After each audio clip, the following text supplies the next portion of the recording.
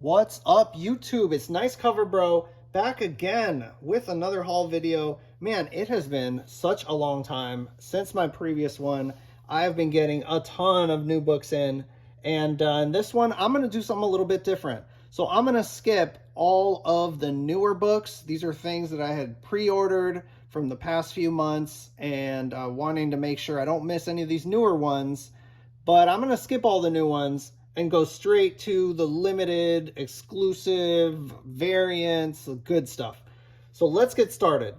I had a friend of mine go to San Diego Comic-Con this year, and I asked them to bring me some books. So, of course, I wanted to get this J. Scott Campbell San Diego Comic-Con exclusive. This is not the signed one, but it did get some hype and still pretty much higher than the cost that it was at the con. The value is still higher. So yeah, I like it. I'm a J. Scott Campbell fan, so I think I'll keep that one. It's nice. I also had to get the foil version of Supergirl and the Legion of Superheroes, that Adam Hughes cover that is so pricey. Man, the foil is hard to capture on camera. I do not own the original. I don't own the regular cover of this. It is so expensive. I've not jumped on that. But I will take the foil one. This is out of 500, so I know there's some controversy on the whole foil craze and taking people's covers and making them foil. But yeah, this is really the only one of those newer foils that I've purchased.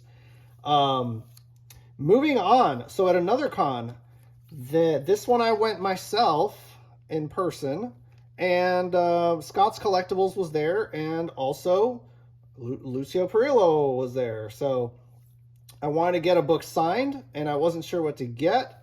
So I looked at my books, and I chose this Deja Thoris number 10, the 1 in 50 limited virgin variant.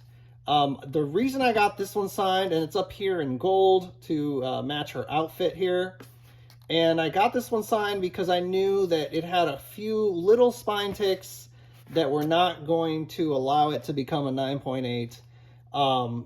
It's just my opinion. I don't think it's going to be a 9.8 if I send it in. So I said, why don't I just get this signed and just keep it for myself?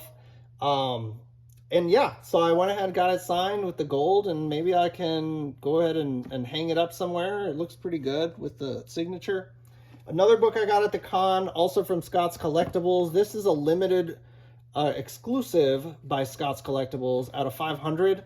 But I like that it was a virgin cover. It's kind of an older exclusive. I didn't grab it when it first came out. But yeah, I was happy to see they still had just a few copies left. And they were a great price at the con. And then I also grabbed, this is a little different. This is by a cover by Tula Lote. And it's for Vampirella Year 1, number 1. And I loved it. It was the colors. The colors really pop. Her outfit pops. But the green looks awesome. It's also an homage to the one of the Vampirella magazines, the Volume 1 original Vampirella magazines. That pose is an homage to, I think it's number 19, one of the Vampirella magazines. But yeah, these were from this con. That it was a little local to me. Moving on, let's do some Kickstarter books. So Kickstarter's kind of hit or miss. There are some good comics to be found on Kickstarter. It just depends. There's different price points, and they're kind of, you don't know if they're interesting or not. It's just, you're kind of gambling on Kickstarter. But if you like it, check it out for any books that that you might be interested in, because they are low print run. I mean, there's not a lot of people purchasing on Kickstarter or contributing. So I grabbed this variant. This is for the Vigilant number 2 from Maelstrom Comics. So this is a Lucio Parrillo cover, and yeah, just grabbed it because it's an artist that I collect and I liked it. And then this one got a little bit of hype after it started being delivered to all the people who contributed, This is the Adam Hughes cover for Trigger Girl 6 Justice. This is a book from Paper Films. What I do like about it is that the paper quality on this, the cover has gloss, it has some raised areas, and it's just a great quality book. And it's Adam Hughes, and they're low print. I'm pretty sure these has got to be under 500. So something around that range. But these are two from Kickstarter. Moving on, these are some limited 1 in 50 incentive covers that I like all these Virgin covers, and the fact that they're so limited. These are all Parrillo covers, and these are the 1 in 50 incentive Virgin variants, just the regular color ones. These are two newer Vampirella issues, but I also found, and these I just purchased online, I'm always looking around, I also found the older ones, the ones that are even harder to find. So Dynamite has been doing these 1 in 50s for about maybe like, I don't know, 2 or 3 years with these Parrillo ones, probably more like 2 years. And they are so limited. This one is an older one. This is for Vampirella 11. This one is Red Sonja Age of Chaos number 3, the 1 in 50 Virgin. And yeah, these are so, Parrillo paints so dark, it's really hard to capture all the detail because it's just so dark. But this is Red Sonja Age of Chaos number 4, the 1 in 50 Virgin. And my third copy of Deja Thoris number 10, 1 in 50 Virgin. And this one I want to send in. This one I'm probably going to send in to CGC. Not my signed one, but this one. Because I think this has a shot. This could be a 9.8. So, another copy of that. And moving on. So, last stuff. I got a few books back from CGC, and of course, what I sent in are some of those 1 in 50 incentives that I enjoy so much. Starting off, got a 9.8 on this Vampirella number 25. This is from volume 5, and this is from back in 2021.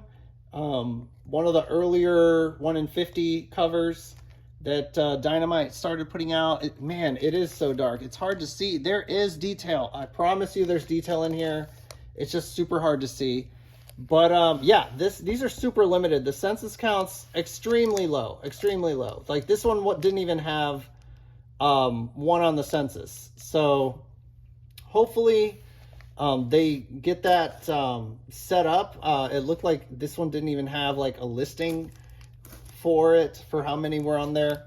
This one is Vampirella Strikes number 3, the 1 in 50, and I got a 9.8. Again, a great haul from CGC. Super dark, unfortunately. So this one, there's only 2 on the census, and one is a 9.8, and then the other one's a 9.6. So right now, there's only 2. This is the only 9.8. That's pretty limited. If there's only 2 on the census. Here's another one that's not easy to find. The 1 in 50 for Deja Thoris number 12. And yeah, 9.8 again. So I got super lucky. I had these pressed, of course. I get them pressed beforehand, but I'm always trying to make sure I treat my books really well to preserve their chances of 9.8. So yeah, this one, there's only 3 on the census, and they're all 9.8. So this is one of the 3. So again, super limited counts of these. And I'm going to end the video on this book, which is awesome. This is Game of Thrones number 17, the Mile High Comics exclusive, and a Parrillo cover that definitely has some hype with it. It has been on a few lists, and it's hard to get in a 9.8.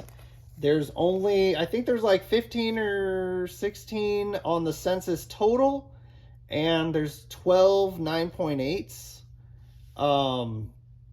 Something like that. Yeah, this is 1 out of the 12. So these are still super low numbers when you're thinking about books that are graded and on the census and anything that's, you know, popular or anything like that. So yeah, that just kind of adds to the exclusivity. But that's all I got. So everyone, thanks for watching and take it easy.